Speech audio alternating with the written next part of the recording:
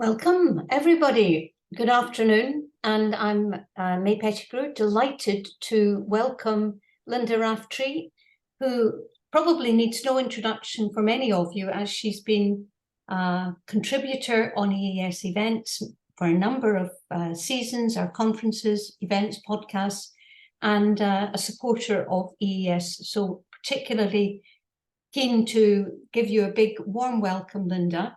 And as you know, Linda is founder of Merletech. She's a specialist in the ethical use of data and technology in monitoring, evaluation, research and learning.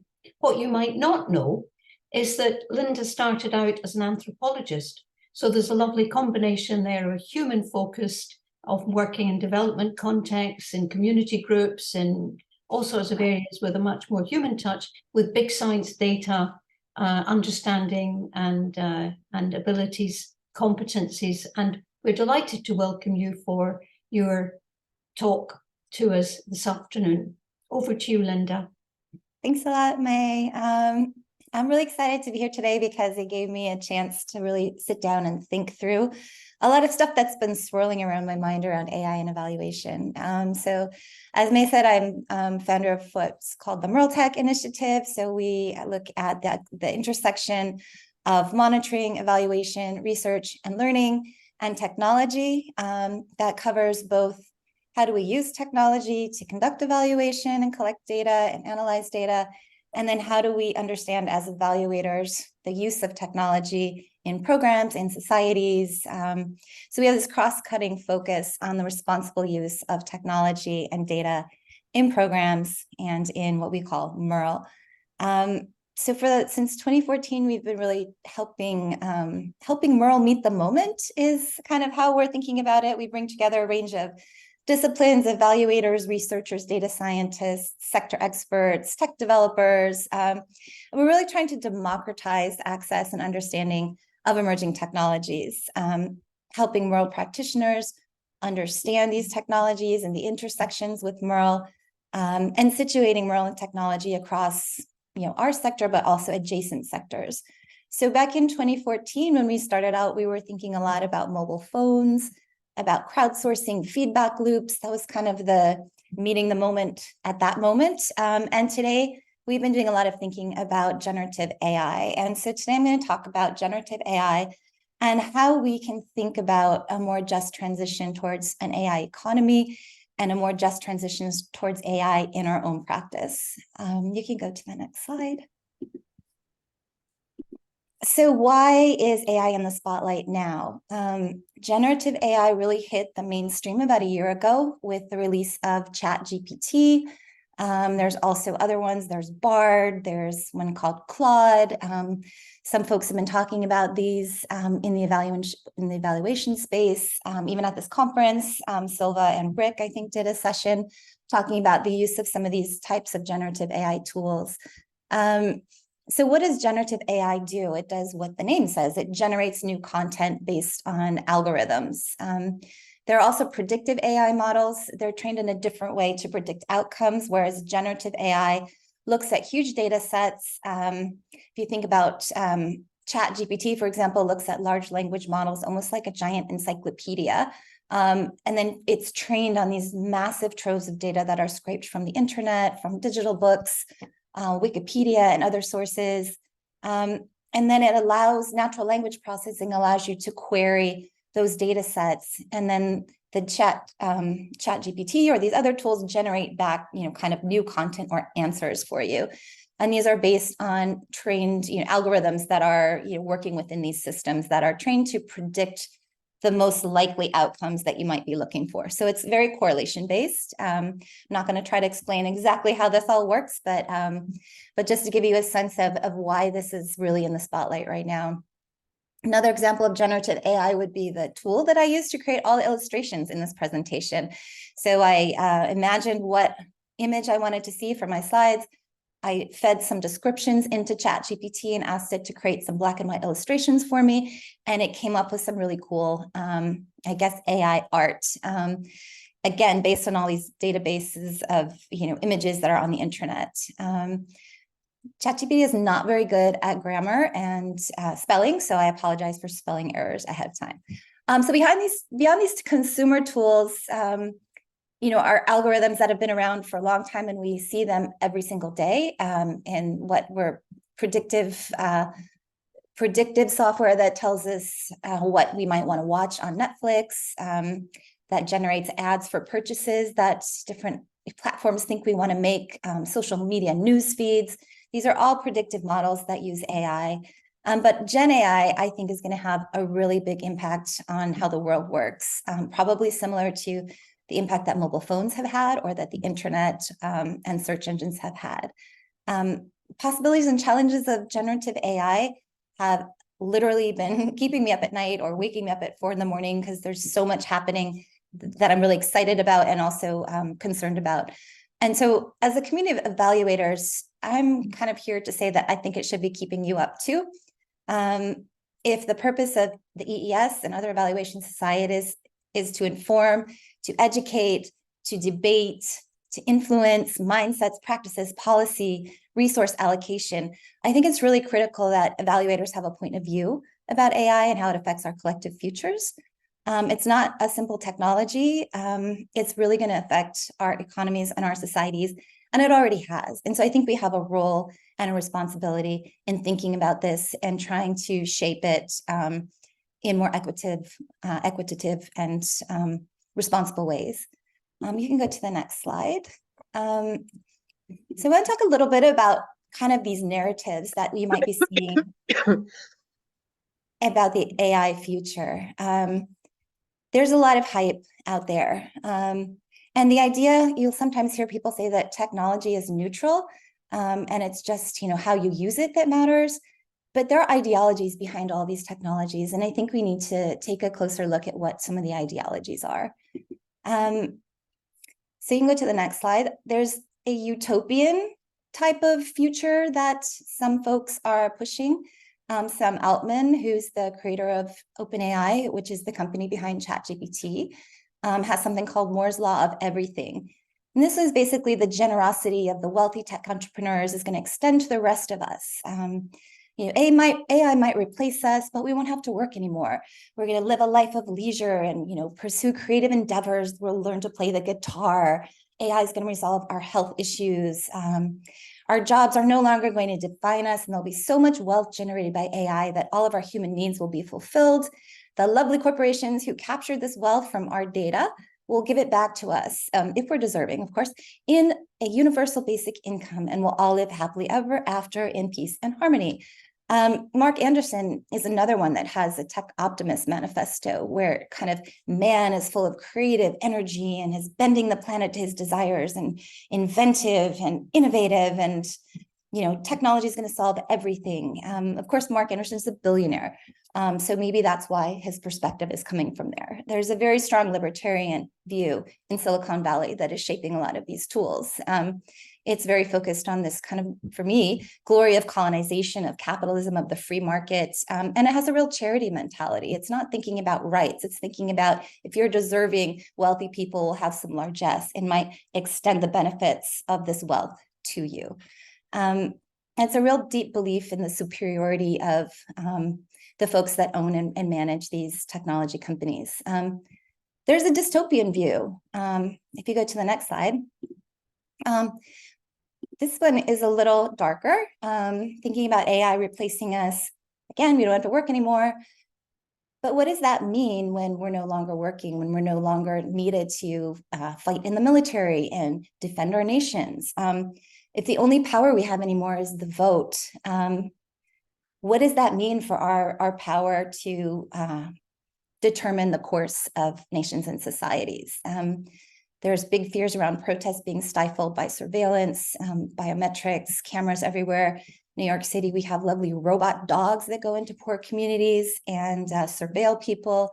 And there are a lot of automated weapons that make war into more of a video game, and AI is involved there. So this dystopian view of AI shows us, inequalities and all of the other isms are going to be cemented. And of course, the uber wealthy are the ones who live happily after in that kind of dystopian view. There's another vision that I think is maybe more where I come from. And it's more of, I am aiming to be more of a realist vision. And I think we really need to see complexity and nuance, which is increasingly a challenge, partly because of the algorithms that have really divided our societies politically and make it difficult to have conversations anymore. But I think it's important to hold that complexity and the nuance. We don't really understand what AI can do yet. It can be mind-blowingly useful and incredibly harmful at the same time. Researchers like Timnit Gebru, Margaret Mitchell, Emily Bender, Kathy O'Neill, Sophia Noble have called out some of the concerns about AI in the future as a distraction from how AI is actually affecting our lives right now in the present. And so I also think we need to pull back from this, kind of fear of robots, which seem to be the face of AI, and really think about, how is AI shaping decision-making and shaping the world right now, and how can we mitigate those harms that are happening right now? Thinking both about right now and thinking about the future, we need to think about both the technicalities and practicalities of these systems and their use and what they work for and what they don't work for, but then also thinking about the theories behind them, the narratives behind them, and really trying to unpack this all. And from where I'm sitting, I see AI as kind of like the Wizard of Oz, both great and terrible, and also with humans behind it. And we need to critically unpack this as evaluators. So AI is really, for me, a mixed bag. And it's doing cool, amazing things, but also enabling some really scary things. So what does some of that look like? Go to the next slide, please. There's this idea from Demis Hassabis called that AI is a multiplier for human ingenuity. So we're seeing accelerated drug discovery, understanding of sickness and disease, forecasting of discoveries. There are studies that say that people are finding chatbot agents to be more empathetic in the medical space than doctors themselves or live agents online. AI is being used to detect online child sexual exploitation materials and hate speech. It's being used by many of us for writing, for editing, for illustrating, like all these illustrations that I have in this presentation, and allowing us to translate across languages to simplify concepts for people. I'm a tech skeptic for the most part, but I'm really fascinated actually about all the things that AI is doing right now. You can go to the next slide, please. There's also another idea of AI and technology in general from Kentaro Toyama as an amplifier of human intent. And this kind of gets back to people use technology for good and for bad. And it's never going to be just one thing or the other. Some of the negative effects of AI are purposeful, and some are kind of collateral damage that's happening in the rapid push to AI in a capitalist consumerist world. And people don't seem to care enough about that fallout and that collateral damage to actually scale back and think more closely about what we're doing. But I think, again, the theories behind AI are important for understanding the human intent. Is it a neoliberal intent? Is it an authoritarian intent? Is it a structuralist or a socialist intent? Is it a human development intent? What are these theories of AI that we're looking at, and how are they reflecting themselves in the way that AI is being used now and in the future? There are real world harms that we're already seeing. There's mis and disinformation. There's been an explosion of non-consensual AI porn, where women's faces are being put on AI bodies and being made to do things that are pretty horrible. A loss of shared truth. We're having challenges with democracy. There's something called the liar's dividend. And that's basically because fake AI images and videos are so easy to do now that when you capture someone actually doing something, problematic on video, they can say, oh, well, that's just AI. Everything is AI these days. So that video that you think is real is just fake. It's AI. So we're seeing disinformation happening quite a lot online. We're seeing harmful labor markets. OpenAI contracted a firm in Kenya to sort through all the horrible content, traumatic content, beheadings and bestiality and all kinds of horrible things, with very few benefits for their workers who are making very low wages. And so they're working over there to make things safe for users in, let's say, the US or Europe and other places that have greater access to these tools.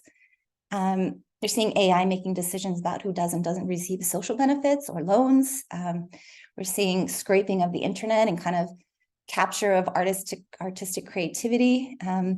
We're seeing what I call a mediocratization, when AI isn't able to capture all the nuances and all the languages and all the accents on particular languages. It has this kind of mediocratization effect where it sort of makes everything kind of boring and in the middle. And we know these data sets are fueled largely by Western English-speaking, male-dominated internet. So that's a problem as well. And we're seeing privacy loss, increased surveillance. We've already seen faulty facial recognition tools that have led to wrongful arrests of Black people in the United States and the UK, for example. So there's a lot of problematic things happening with AI as well. And so thinking about that, what about when we use AI for evaluation? Having lots of conversations about this right now. There are these deep-rooted challenges with AI, but there's also these really cool, exciting things that we can do with it in our work, if we're careful, if we're thoughtful. At the AEA conference, all of the sessions that had ChatGPT or AI in the title were, had people lined up out the door. But NetHope conference in October, the same. So I think evaluators and folks working in the development humanitarian sectors are very interested and excited about these tools and technologies. We have a community of practice through Tech that's looking at the natural language processing applications for monitoring, evaluation, research, and learning. And it's grown to over 350 people in just a year. So there's a lot of interest. Some of the things we can do with AI in the evaluation space, we can test theories of change, we can brainstorm about log frames, we can do translation and transcription, summarizing text, classifying text, doing sentiment analysis, rewriting things for different audiences, doing data visualization. You can even ask ChatGPT to write code for Python and R. If you're not someone who knows how to code, you can have ChatGPT code for you or look for errors in code if you're a coder. So there's all these really interesting things that are going to start to emerge. And so that's pretty exciting for our field. But if you go to the next slide, it's also, again, concerning. We know that these data sets are trained on, very biased information. As I said, they're trained on the internet, they're trained on digital books. There's gender bias, there's sexism, there's racism, there's ethnocentrism. There's a use of biased historical data that's training all these tools. And I know that the companies behind these tools are trying to calibrate for that, but it's definitely not there yet.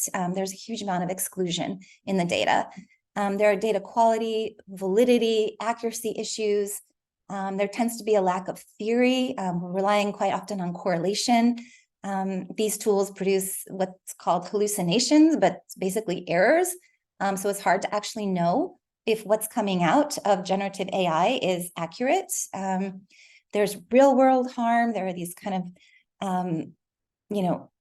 issues with people not really knowing what the worldviews and the theories are behind some of the AI. And then it's starting to, or it could have potential to alienate evaluators from data and from evaluation craft, and think that maybe, AI-enabled evaluation is more objective because it's generated by a machine without thinking about all the biases that were in the process of creating these outputs. And there are issues with transparency as well. So there are a lot of concerns about using AI for evaluation. I'm not saying we shouldn't. I'm saying we should think about this. We should be responsible. We should explore this in safe ways before we wholesale adopt AI in our craft. So going to the next slide, I've been thinking about what could some frameworks be for AI. It's coming fast and hard. Sometimes it feels like we have no control over it. It's happening to us. But just remember, AI is built, trained, modeled, tagged, and managed by humans, at least at the very beginning, before machines kind of take over and do a lot of processing that maybe we don't have control over. We do have control over when we use it and what kinds of decisions we make with it. It's currently framed in a very corporate capitalist way because that's how the global economy is working, and it's the narrative in Silicon Valley. As I mentioned, many of the main players in Silicon Valley are pushing this techno-optimist narrative. I'm talking about people like Elon Musk. I'm talking about Sam Bankman-Fried, who was recently arrested for crypto scamming. So these are people who have this certain viewpoint. And it's very male-centric, I will say, as well. So when we talk about, man doing things, they're really talking about men. Anderson, for example, Mark Anderson, who wrote the Techno-Optimist Manifesto, says, for example, we have a problem of poverty, so we invent technology to create abundance. Very, very simplistic views. I'd encourage you to read Timnit Gebru, Emil Torres, who talk about this worldview in detail. And there's an entire philosophy behind it called Tes Creal. We don't have time to talk about that today, but it's important to think through. The effective altruism movement, which would seem to be quite aligned with the evaluation community, has also been criticized for these technocentric ideas that everything can be solved with technology, and that local, very complex problems can be quantified with very simplistic metrics. So I've been wondering how we as a collective could change that. AI is an extractive economy. We've been hearing for a long time that data is the new oil. Now that the Earth's resources are drying up, the only thing left maybe is to extract wealth from our minds, our bodies, in the form of data on our behaviors, our thoughts, our patterns, our purchases. The AI economy runs on data the same way that the other general economy runs on fossil fuels. We have resource extraction. Data is extracted without our knowledge, without our consent by large tech companies who build these models. There's a huge climate impact of processing this data. It creates, giant servers that use up lots of water and lots of energy and create environmental damage every time we do a search for something or we ask a question to a tool like ChatGPT. There's a consumerist colonial worldview, as I mentioned. AI is dominated right now by US companies, with China at a close second. Data sets are primarily English-speaking, Western, Christian-based, meaning there's a erasure of other cultures and realities in the answers that these tools produce on the other side when they generate content. There's capture of wealth and power, with the few of the wealthy dominating data extraction and AI creation. Low-paid workers are doing the bulk of the work to actually fuel this wealth. As I always say, AI is not only machines. There are real people sitting in sweatshop-like conditions tagging these models so that they can work for people in other places. And the militarism point, using an AI for war, for government surveillance. We're seeing this in conflicts all over the world right now. So thinking about AI as an extractive economy, what does it mean for exclusion? If you go to the next slide on AI and exclusion, it's really reinforcing a centering of wealth and power in the hands of big tech, and they're reaping the benefits. Rather than enable shared prosperity, the current model could be very poised to diminish it. Thinking about diminishing jobs, making them more precarious, reducing how much people get paid for certain types of labor, reducing people's autonomy and satisfaction in their own jobs, and reducing opportunities for mentorship and apprenticeship, because AI might be doing some of the tasks that early level entry work used to be taken up by younger people or less experienced people. So if you go to the next slide, really, who is it going to shut out? If we stay on this path, if we don't push for a more just transition in terms of labor and work and ethics and participation, we're going to see this consolidation of wealth in the hands of a few select companies and countries. We're going to see certain jobs shrinking or disappearing. We're going to see tasks changing, some of them becoming automated. And we're going to see disruptive spikes in unemployment, underemployment. And really, who gets the benefit of AI is really going to depend on how much you can control the use of AI and how much it influences the type of work that you do. It's starting to influence quite a lot of white-collar jobs at this point as well. You can go to the next slide, and it's really about, could we, as collective, work towards shifting the rules and values around AI? What if we had more control, more of a say in where, when, how AI is used and on whom it's used? What if we could change the system rather than playing around at the edges? Thinking, right now we're thinking a lot about the effects of it, but what are the causes of it? What's the center of the system that we need to think about? What if we had democratized control of and benefits of AI, wide participation in decisions, shared prosperity and well-being goals? What if AI were used to advance racial, gender, social, and environmental justice and equity? What if we had meaningful choice about whether we engage with AI at all? And what if there were greater accountability for AI use? You'll see right now the US and the EU are developing AI regulations, but much is focused on AI safety. And this has been criticized for, again, playing around the edges and not getting at the center of it. Civil society data activists, IT for Change, were just able to get a mandatory data sharing bill in place in India that will force tech companies to share data with communities and community ownership and rights over data in the same way that communities have a right to water, to forest, to natural resources. So there's a lot of pushback happening. How do we think about this? How do we engage, and how do we support some of this pushback? So I was thinking a lot about this just transition framework that's being used for climate justice, and thinking about if AI is an extractive economy, which has all these issues I was talking about with exploitation, militarism, consumers, colonial mindsets, where's the role, or how do we move that into a more regenerative economy? Where's the restoration, the reparations as part of getting to this regenerative economy? And what could the role of evaluation be in that? You can go to the next slide. So I think, by the way, here's an example of AI art that played itself a little bit. I asked for an image of NGO workers in Africa using AI to conduct evaluation tasks. And because AI is bad at spelling, it created all these kind of robots looking at their phones, supposedly doing monitoring and evaluation tasks. But there's this one guy whose shirt says no instead of NGO. And so I thought it was kind of like, is this like one lone dissenter here who's protesting and saying, I will not be herded into this AI reality like a robot? Maybe DALL-E and ChatGPT were trying to tell us something. So in this massive push to let corporations tell us what our AI futures will be, I think evaluators, evaluation societies have a role in dissenting, being thoughtful about how AI comes into the picture, both at the level of evaluation and at the level of society. Where, when, how, why should we use AI ourselves? Where can it help to amplify positive intent or multiply human ingenuity? How can we use it with clear frameworks and values and principles? How can we bring in greater participation, reduce the biases and the potential negative outcomes? And how do we contribute to good policy and practice that leads to a more just transition? If you go to the next slide, there are a few things that evaluators can and should do. We need to learn more about AI. We need to upskill. We need to dig into the back end of it. And there are a few examples of this happening already at the EES sessions today from Rick Davies, Celia, Ferretti, James, Go, Bhavana Mishra, Steve Powell.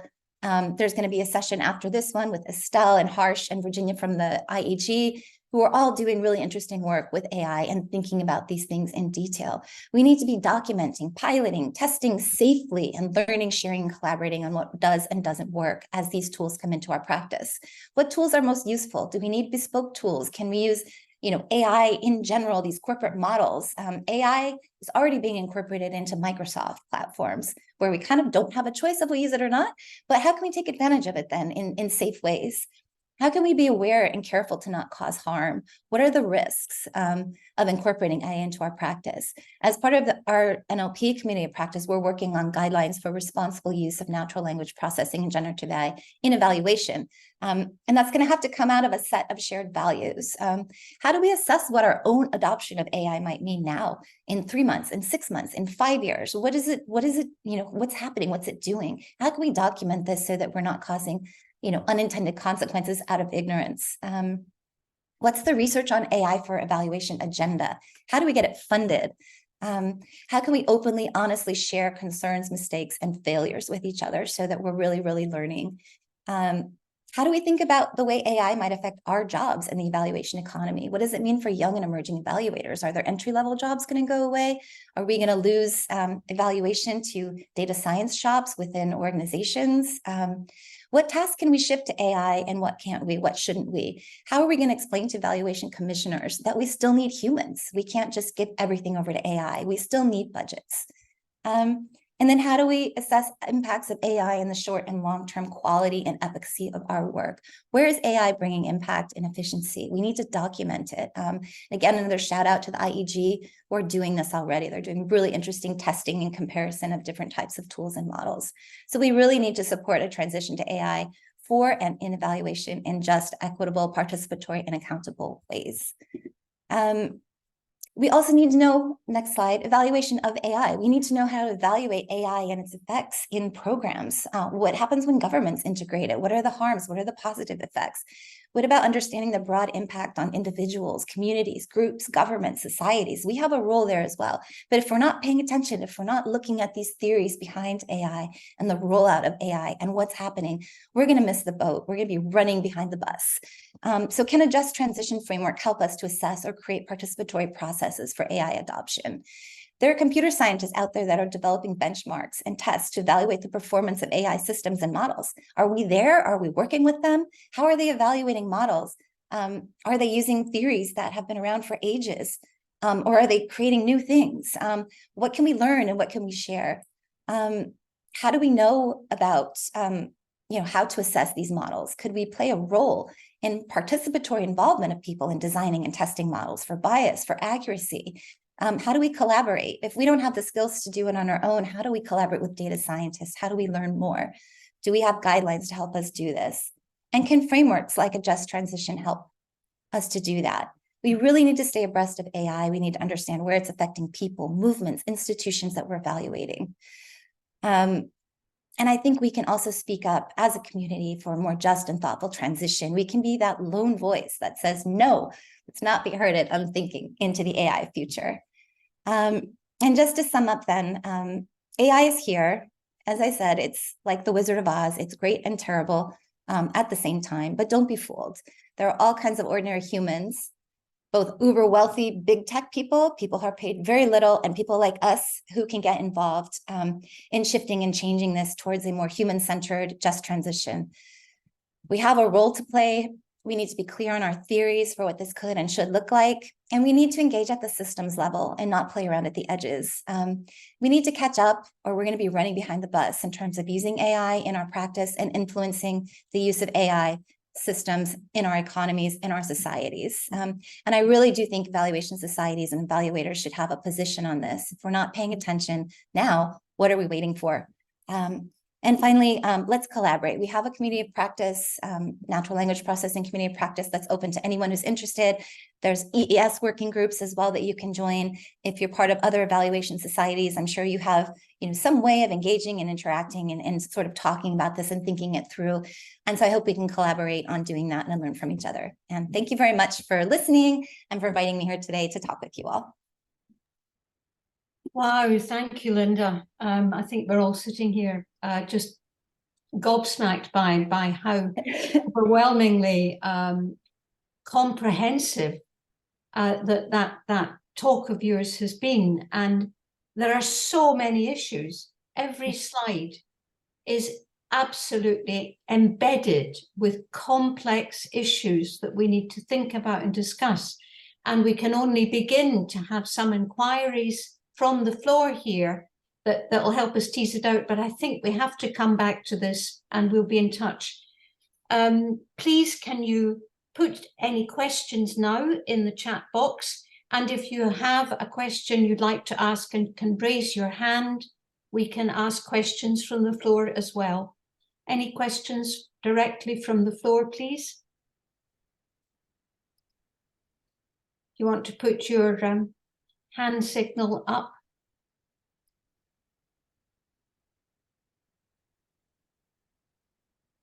I'm not seeing actual questions coming up or people. I can't see anybody raising their hand. And given the power of that performance, Linda, that's because I think we're all just, oh, hang on, how do we deal with this? If I can respond to it. Sorry, it's overwhelming. I don't know. Yeah. No, it is overwhelming. My sense is that unless we deal with the fundamental economic conditions model, everything else is tinkering at the surface. You can try and have community control over data, but actually you're not going to make big inroads into the polarization of wealth around the high tech. We've seen it before with the previous technological revolution, where it polarizes and you get increasingly powerful elites, and the rest of us is kind of driven by disempowerment, almost works or non-work slavery. And that's about an economic model that shifts from capitalism to a no growth model. We have to stop going for growth. We have to see that living as we are without seeking to constantly accrue more in economies is a start. And degrowth would be a good example, like the work of Jason Hickel, for example. Any questions? Adinda saying we're still processing. Absolutely. No. Everybody's saying very impressive, such big issues. I think there's a question about where to start. And I really honestly think it starts with us understanding and sort of democratizing the understanding, because I think when we talk about AI, we see it as being so technical that we don't really understand how it works, and we're very kind of having a hard time understanding how it works. And I think that's one place to start is really learning and understanding more. And then, yeah, I see their hands up, so I'll let you facilitate that part, Maya. Good. Estelle, would you like to unmute? Sure. Thanks again, Linda. I mean, that was really an amazing presentation. I hope you can make it in many different forums, including with very powerful people, because they need to hear you for sure. My question is, again, a little bit on like, where do we start? So in the next section, we will show how we started, which is really, yes, like you said, you know, trying to make sense of it, trying to use it in a very careful, experimental way.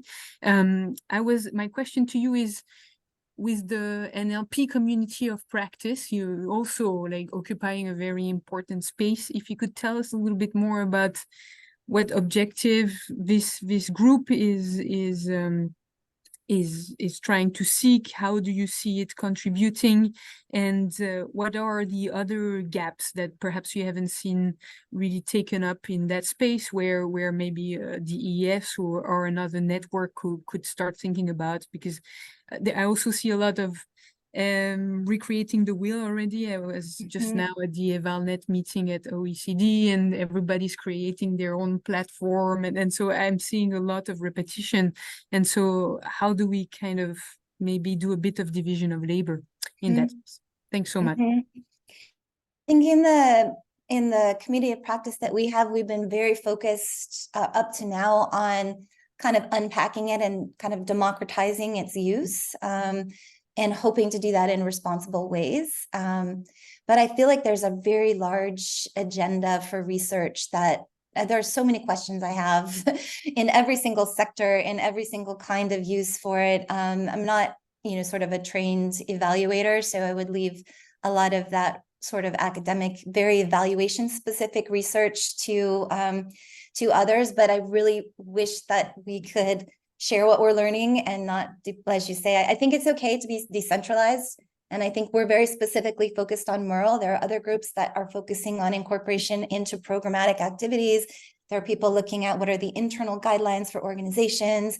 There's so many little bits and pieces of it, and it's like, it's like water, or air. It's kind of in everything. So I think that's why there's so much happening.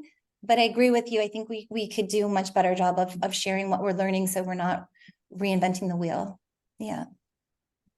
I'll just unmute you, Kathy, while you're unmuting.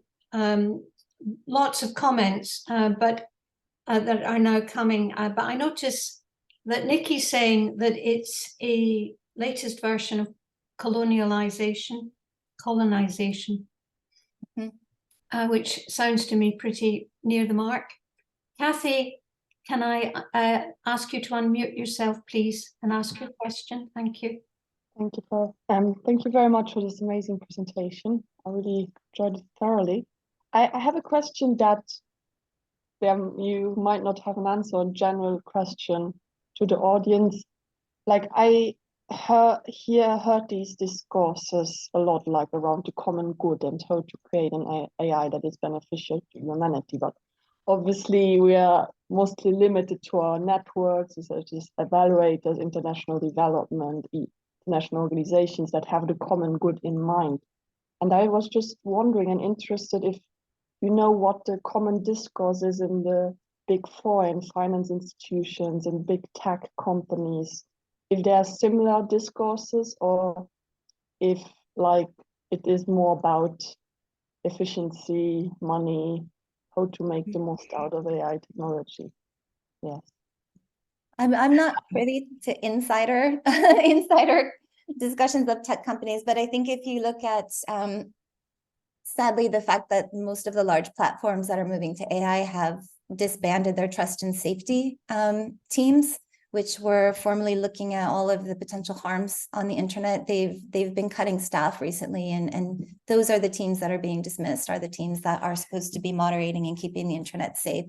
So that tells me a lot about the goals of most of the big tech companies.